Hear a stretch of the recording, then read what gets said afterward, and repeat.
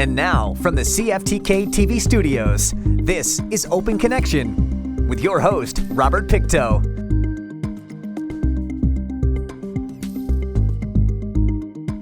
Welcome to Open Connection with your host, Robert Pictou. Our show today comes to you from the traditional and unceded territory of the Tsimshian people. Recruitment refers to the process of identifying, attracting, interviewing, selecting, hiring, and onboarding employees. In other words, it involves everything from identification of staffing needs to filling it. On today's Open Connection, we open our archives to bring you this story from 2001. Kitimat General Hospital has stepped up its recruitment efforts abroad in recent years. What was once only the occasional foreign healthcare worker arriving every few years has become an annual occurrence. Recently, I've brought in one Australian nurse, as well as there seems to be quite a number of doctors that are wanting to come to Canada. So we're probably in the area of 5 international doctors that are now working here. We do have a British physiotherapist that we've brought over recently. But other than that, most of them have been in Canada for a while. The problem is that across the country, a great number of doctors and nurses are nearing retirement, with few younger people behind them to take their place. Well, for nurses especially and doctors, GPs are getting very, very hard to find, general practitioners, because of the aging of doctors and the demands of community hospitals are very tough on them. And nurses as well. Many of them have aged, and they're part of the baby boomer group, and many of them are now retiring. This segment will focus on 3 health professionals from abroad working in Kitimat and their experiences. One of them is Dr. Roger Selden. He's been working now and again in Kitimat since 1997 as a locum or temporary doctor. One of my friends, Dr. van der Westhuizen, who people here call Dr. West, he worked here on one occasion, I think it was about 96 or so, and so I learned about the details of Kitimat from him, although it was on my map of possible destinations for a while. Sort of always been a coastal person, and working in Canada gravitated quite quickly towards the coast and have my eye on most of the coastal communities for work. Physiotherapist Maxine Oates found out about the position when she applied for a job through a British doctor in Dawson Creek. The other hospitals in northern BC contacted him and asked if he could basically look for other people too. So when we got to the interviews, there was 10 of us and 9 jobs, so it was a case of pick where you want to go. In much the same way, Janice Bell was trying to get a job in the Yukon when she stumbled upon one in Kitimat. After 19 months they said no because I wasn't a permanent resident. But I went to the hospital after the first interview that I had with an extended care facility up there. And the man who was the Human Resources Department gave me the Kitimat number. He put me in the direction of the Kitimat Hospital. And I wrote to the Kitimat through email. One day and the next day I had a job. So who was going to say no? For some, like Dr. Selden, his temporary status allows him to go home when his contract expires. But for both Bell and Oates, leaving home was bittersweet. So I'd already made the decision before I left England, a long time before, that I was coming and that was the end of it. But leaving your friends was very hard. And I think you have to make the decision before that, though, that you're going to be happy and it's going to be an adventure. I think if you're too nervous about it, you'd never do anything. The man who recruits for the Kitimat General Hospital says their pitch to foreign health professionals is simple. Well, we're trying to promote it as a West Coast lifestyle without the sort of hassles and problems of a big city.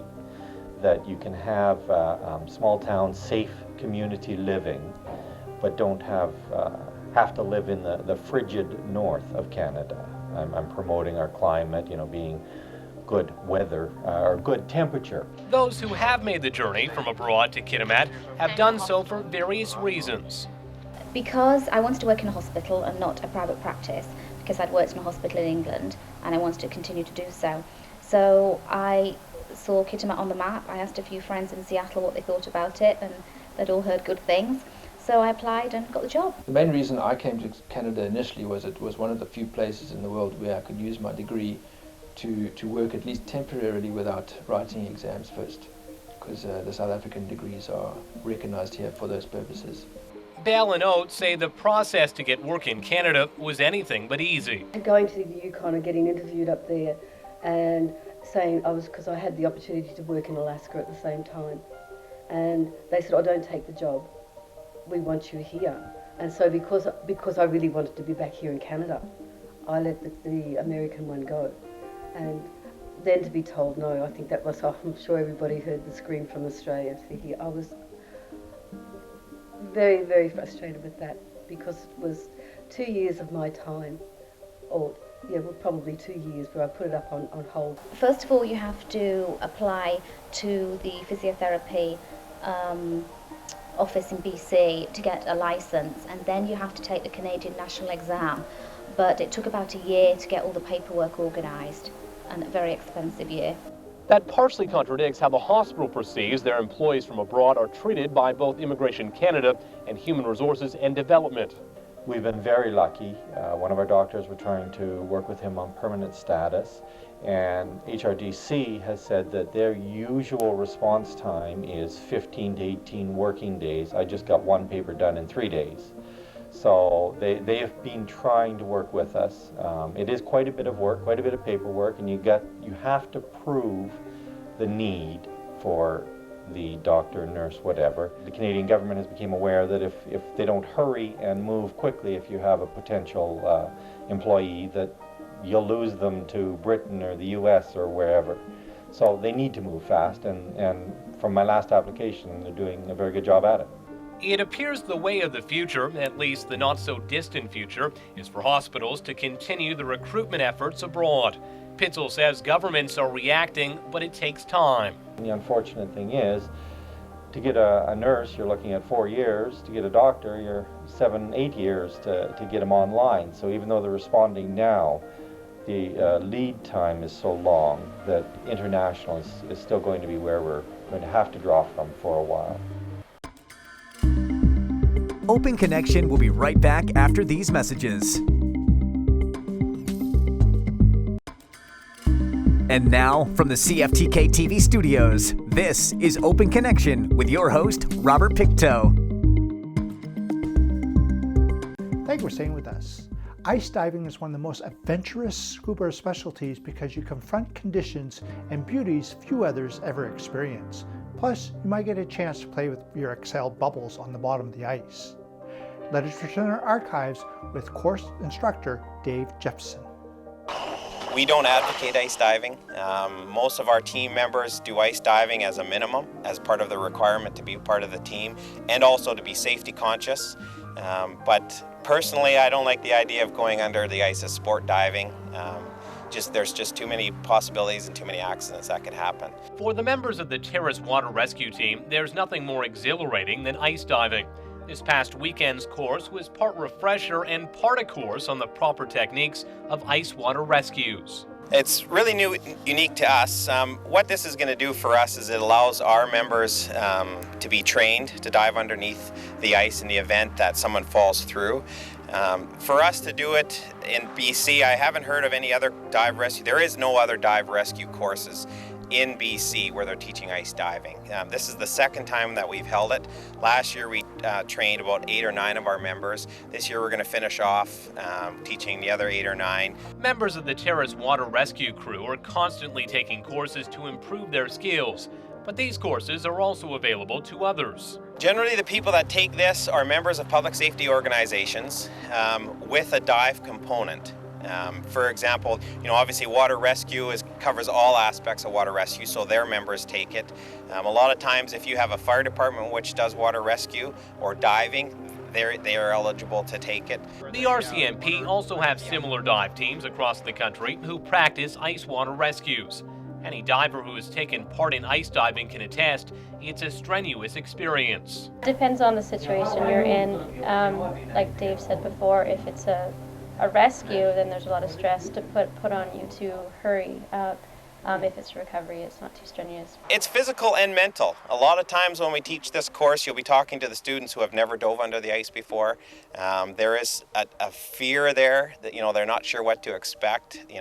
There's no way of coming out. If something happens underwater, you are trapped there. And unfortunately, a lot of people die because they get lost under the ice. So part of this program, which makes it demanding as well, is we simulate the lost divers. Nika is the only female member of the Terrace Water Rescue Team. She says many women who might be interested just don't know that the team exists. I don't know how many women really know of the water rescue team.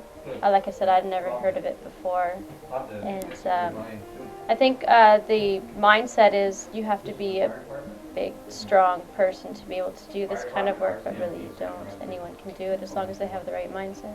This past weekend's course enabled the students to practice the skills associated with ice water rescue. This prepares them in the event of an emergency when someone falls or drives into one of the many waterways in our region. Those in the course had similar reasons for taking part. I find it interesting, and it can expand my skills as a public safety diver be more versatile, not just suited to summer months, and I can work into the winter too, being more effective. Interest's sake, brand new to the search and rescue here. Good way to start out, I think, and it's likely going to be dealing with situations we'll be facing later on. So get acquainted, get to know the guys, and get started on the program.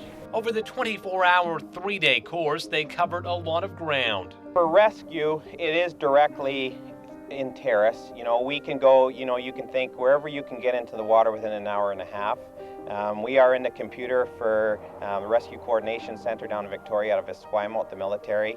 They've paged us and requested our services a few times. Because there are so few instructors and courses that train divers for ice water rescue, the few that do exist are expensive.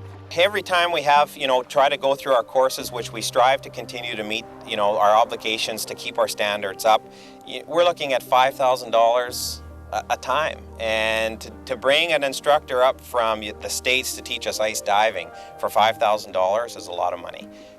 I can go down, they allowed me to get the certificate, and I'm able to come back and offer that to our team for the cost of our books only. Makes a big difference. The most incredible thing about the Terrace Water Rescue Team is that they are all volunteers. They are also helped by a network of sponsors and employers who value their contribution to the region. And it's interesting when we had done a course once and we got the Calgary Fire Department to come up and teach us, and they couldn't believe that we were all volunteer. And we deal with other agencies around Canada and the United States, and they're amazed that we're able to get the skills, get the equipment, and keep up the standards with volunteers. And I have to take my hat off to all the members on the team, both search and rescue and the water rescue team, because they dedicate a lot of time.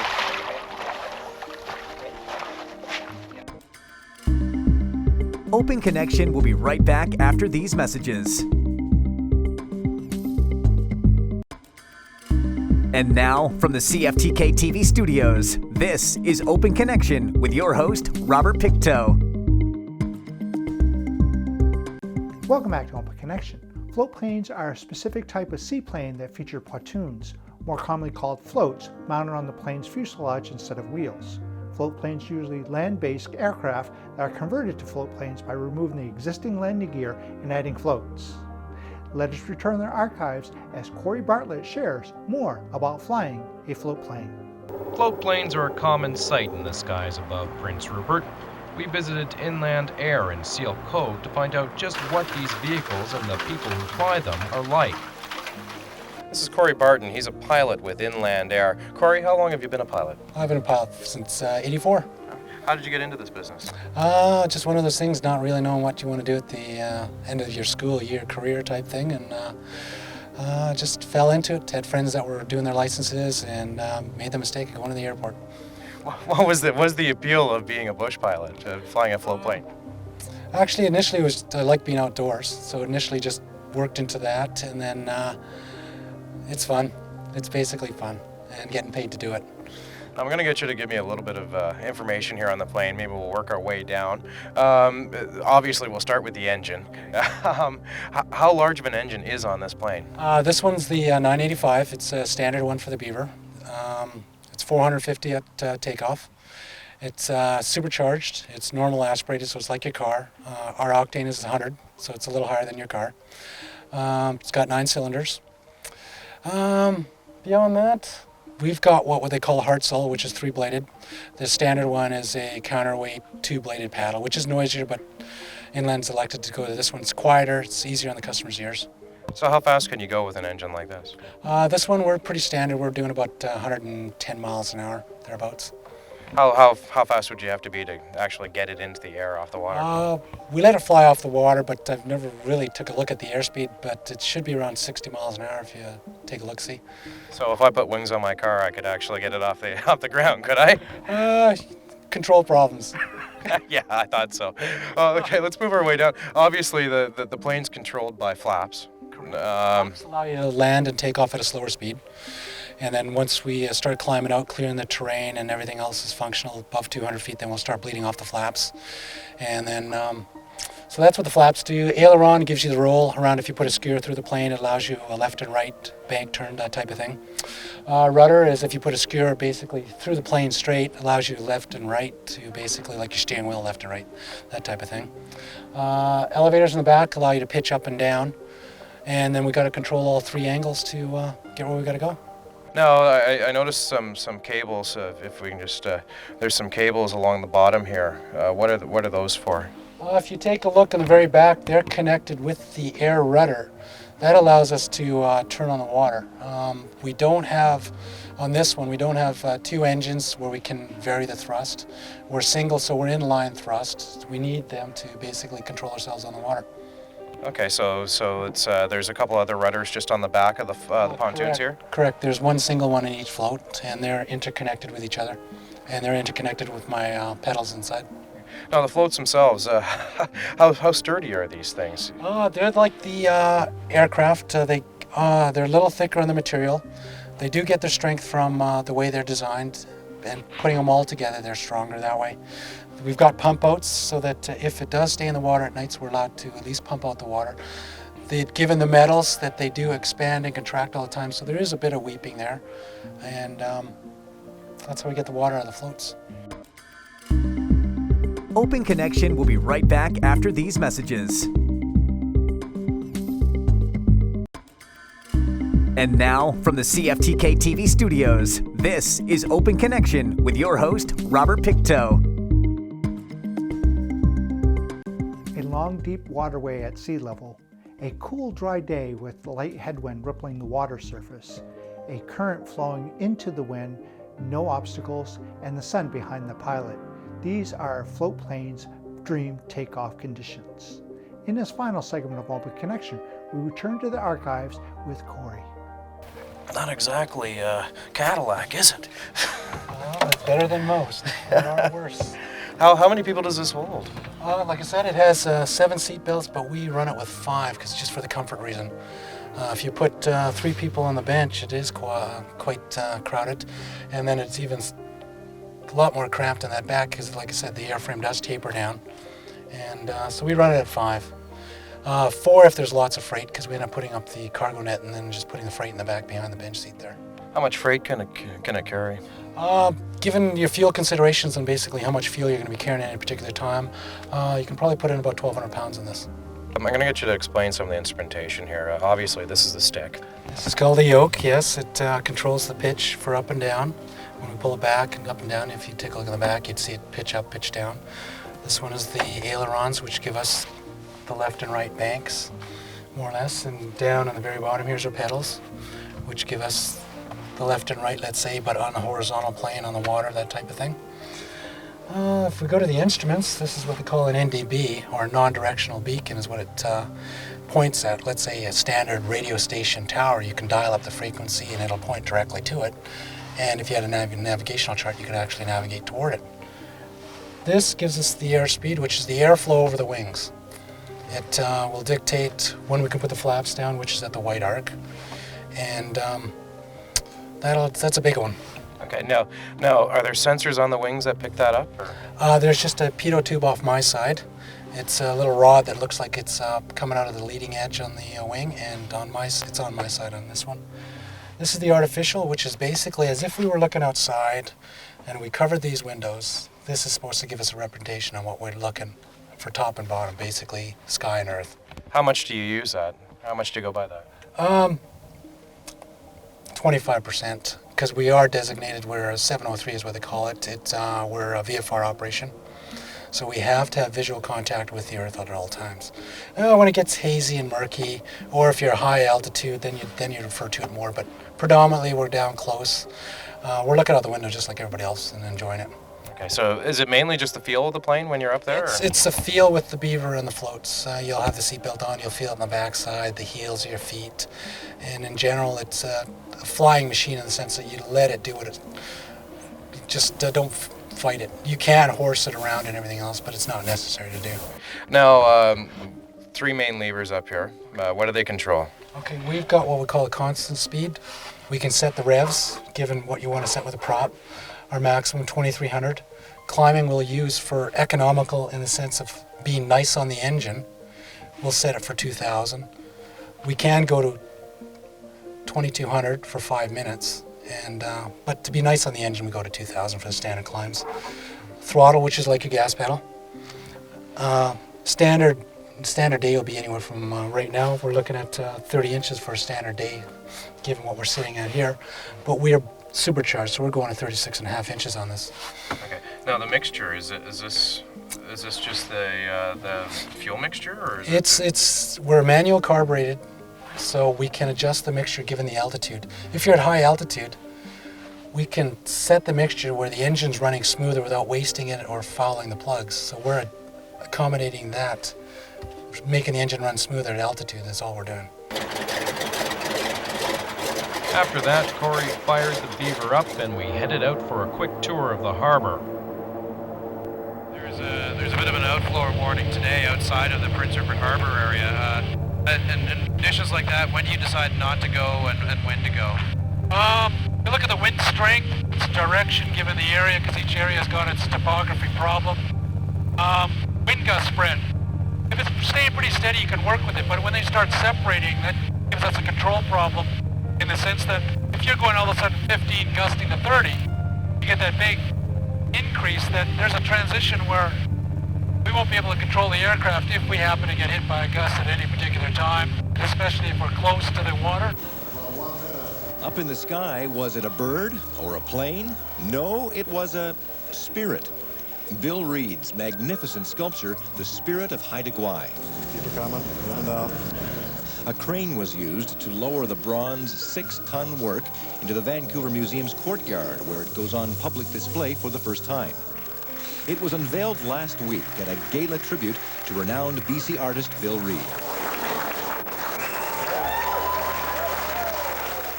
Okay, put it down. Today's entrance wasn't as glamorous, but still attracted an appreciative crowd. Well done.